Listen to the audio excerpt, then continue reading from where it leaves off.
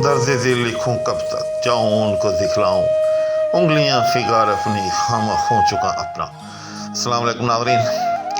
तो गज़ल ज़िक्रुस परिवश का और फिर बयां अपना उसका चौथा शेर लेकर आपकी खिदमत में हाज़िर हो रहा हूँ और बिला ताख़ीर इसकी तशरीह व तौज़ीह आपकी खिदमत में पेश करता हूँ। सबसे पहले एक नज़र इसके मुश्किल अल्फाज पर डाल लेते हैं। जहाँ तक पहले मिसरे का ताल्लुक़ है तो इसमें कोई ऐसा मुश्किल लफ्ज़ नहीं है। दूसरे मिसरे में उंगलियां फिगार, फिगार कहते हैं ज़ख्मी को, अपनी खामा खो चुका अपना, खो चुका। चकानीदन फ़ारसी का मसदर होता है जिसका मतलब होता है टपकाना। तो खो चुका, खो टपकाने वाली या वाला। चूँकि यहाँ खामा है जो कि मुज़क्कर मुस्तामल होता है तो मतलब होगा खो टपकाने वाला। तो अब इसकी तशरीह के लेते हैं। तो जैसा मैं पहले भी अर्ज़ करता रहा हूँ और फिर अर्ज़ करता हूँ कि गालिब जो है जब भी कोई शेर कहते हैं तो एक वाक़या जो है, या यूँ समझें कि कभी कभी वो अपनी पूरी एक कैफियत जो है वो वाक़े से के अंदाज़ के अंदर और बसा औक़ात सिला लकी यानी ख़ुद कलामी के अंदाज़ के अंदर जो है उसको मंसूब कर डालते हैं। चुनांचे इस शेर में भी ऐसा ही हुआ है। गालिब जो हैं वो अपने महबूब को ख़त पे ख़त जो है वो लिखते चले जा रहे हैं। आज ख़त लिखा, कासिद को बुलवाया और उसको कहा कि जाओ मियाँ ये मेरे महबूब तक पहुँचाओ। और फिर इस कैफियत में से भी गुज़रे कि कासिद के आते आते ख़त एक और लिख रखूँ, मैं जानता हूँ जो वो लिखेंगे जवाब में। यानी मुसलसल जो है गालिब अपने महबूब तक अपना अहवाल जो है वो खतूत के ज़रिए पहुँचा रहे हैं, लेकिन आगे से असर न दारत।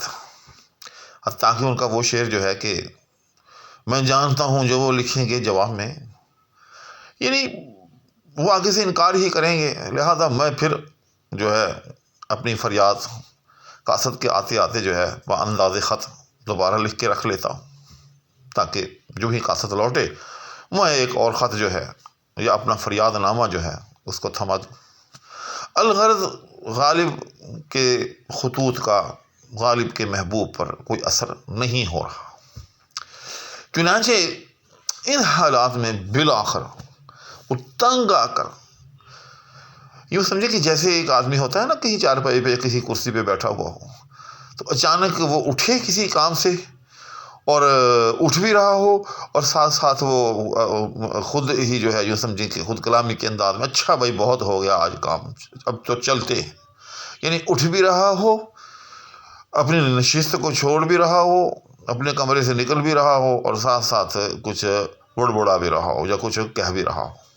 तो बिल्कुल उस अंदाज में ये शेर ये कहा गया। ये मैंने इसलिए मंजरनामा खींचा है कि आप भी यूँ तसव्वुर करें कि मिर्ज़ा गालिब जो हैं वो अपने कमरे में हैं, अपने घर में हैं, अपने नशिस्त पर हैं कि अचानक वहाँ से जो है वो उठ रहे हैं, उठकर जो है वो दरवाज़े की तरफ लपक रहे हैं और फिर ये शेर कह रहे हैं कि दर्द दिल लिखूं कब तक, कि कब तक मैं अपना दर्द दिल जो है वो इन खतूत की सूरत में रकम करता रहूं, जाऊं उनको दिखलाऊं।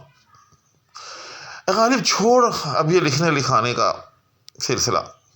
पहला मिसरा जो है इसको दो हिस्सों में करके पढ़े। दर्द दिल लिखूं कब तक, यहाँ एक मरतबा थोड़ा सा तवक्कुफ कर, फिर के जाऊं उनको दिखलाऊं। जैसे मैंने अर्ज़ किया ना कि एक आदमी अपनी नशिस्त छोड़ रहा हो और कहे कि बस भाई आज बहुत काम हो गया, अब तो चलते हैं, अब तो घर चलते हैं। तो बिल्कुल उस अंदाज में दर्द दिल लिखूं कब तक, यानी गालिब ख़त लिख रहे हैं और ख़त लिखना जो है वो छोड़ देते हैं और अपना कलम जो है कलमदान के सुपुर्द कर देते हैं और साथ में कहते हैं कि दर्द दिल लिखूं कब तक, जाऊं उनको दिखलाऊं।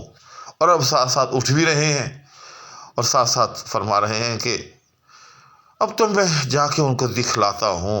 क्या दिखाता हूँ?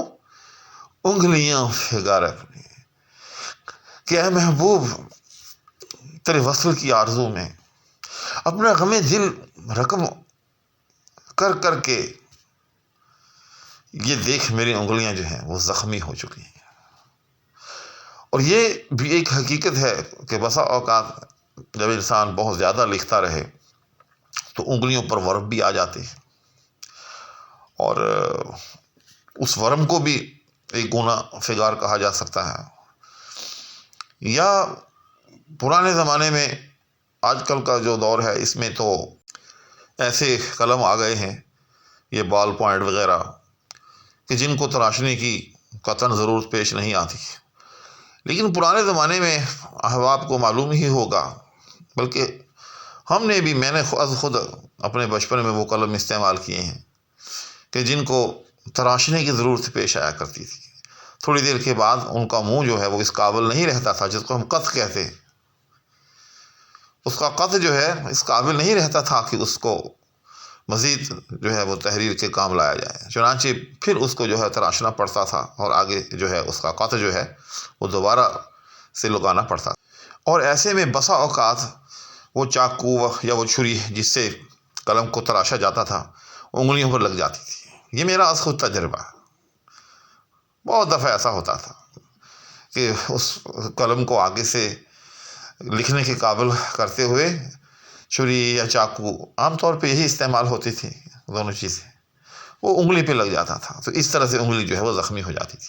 تو ممکن ہے کہ انگلیاں فگار اپنی، غالب نے جو کہا انگلیاں زخمی ہو گئی ہیں، تو اس سے اس طرح سے زخمی ہونا مراد لیا ہوں۔ کہا خواہ خون چکا اپنا، اور جا کے قلم دکھلاؤں کہ جس سے خون ٹپک رہا ہے۔ تو یہ حصی طور پر بھی ہو سکتا ہے اور معنوی طور پر بھی۔